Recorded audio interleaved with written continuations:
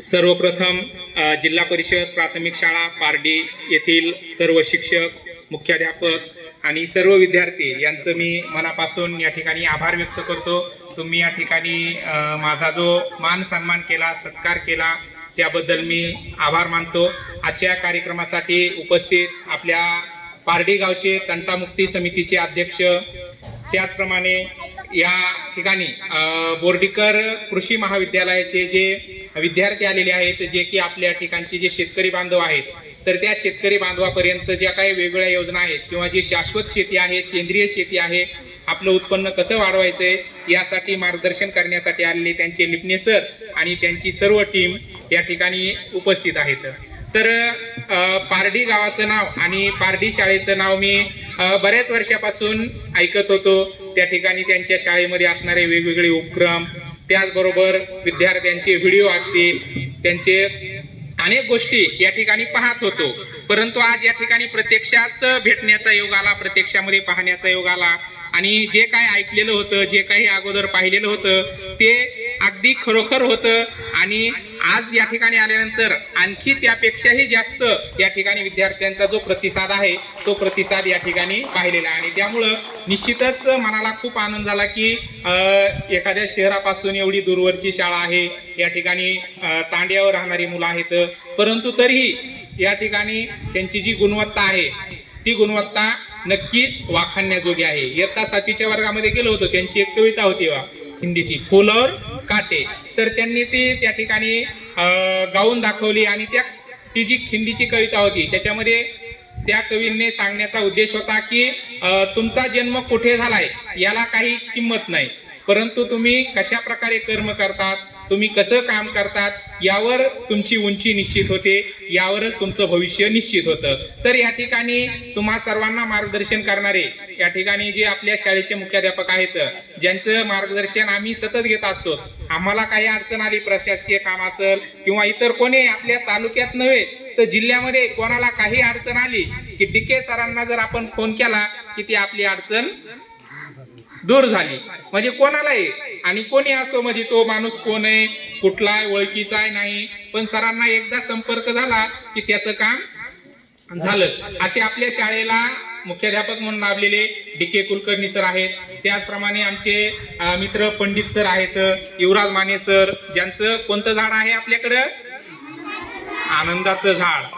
आनंद प्रत्येकाला जीवनामध्ये काय आवश्यक असतो, प्रत्येक जण आपण जे इथं येऊन कोणतीही गोष्ट करायला होतं ती आनंदासाठी असते आणि हे आनंदाचं झाड आपल्या या ठिकाणी रुजवण्याचं काम सर करत आहेत आणि त्याला जे झाडाला वाढीसाठी आता या ठिकाणी आपल्याला सांगितलं की त्यासाठी काय आवश्यक असते, झाडाला वाढीसाठी कशाची गरज असते, बरोबर आहे, खत आहे, पाणी आहे, ऊन आहे, तर ह्या ज्या सगळ्या गोष्टी की आपण त्या झाडाला घालत आहोत आणि हे नक्कीच अतिशय या ठिकाणी चांगलं आहे। या ठिकाणी भेट दिल्यानंतर वर्गामध्ये ज्यावेळेस गेलो, सुरुवातीला 6वीच्या वर्गामध्ये, 5वीच्या, 7वीच्या, पहिलीच्या, तर अतिशय मुलं बोलकी आहेत, चुणचुणीत आहेत, विचारलेल्या प्रश्नांची उत्तर अतिशय चांगल्या प्रकारे देत आहेत आणि जे आपल्याला विद्यार्थी म्हणून या ठिकाणी जे अपेक्षित आहेत त्या गोष्टी आपण या ठिकाणी करत आहोत।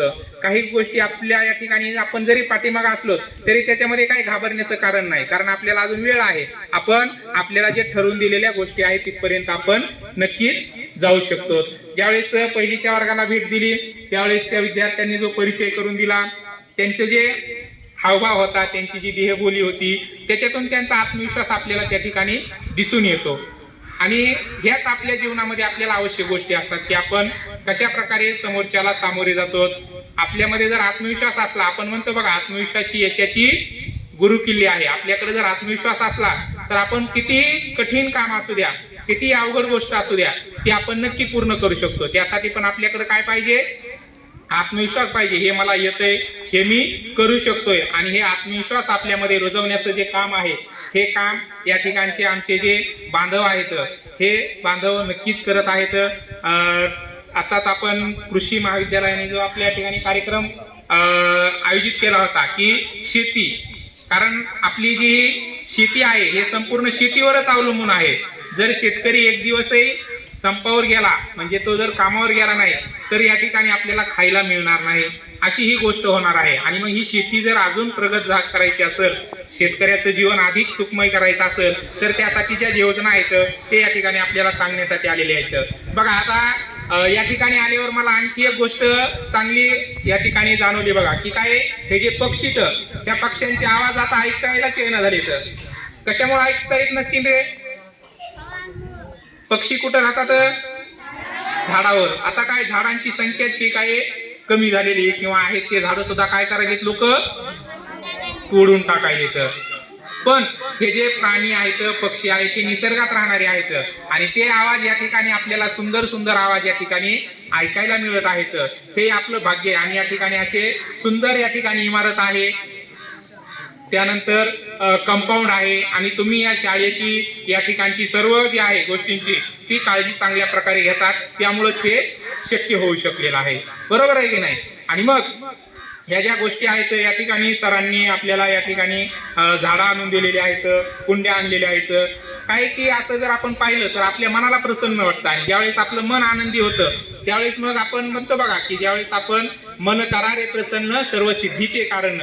संत तुकाराम महाराजांनी सांगितले की आपलं जर मन प्रसन्न असलं तर काय पूर्ण सगळ्या ज्या गोष्टी आहेत आपल्या मनात ठरवलेल्या त्या आपण पूर्ण करू शकतो, त्या चांगल्या प्रकारे होऊ शकतात.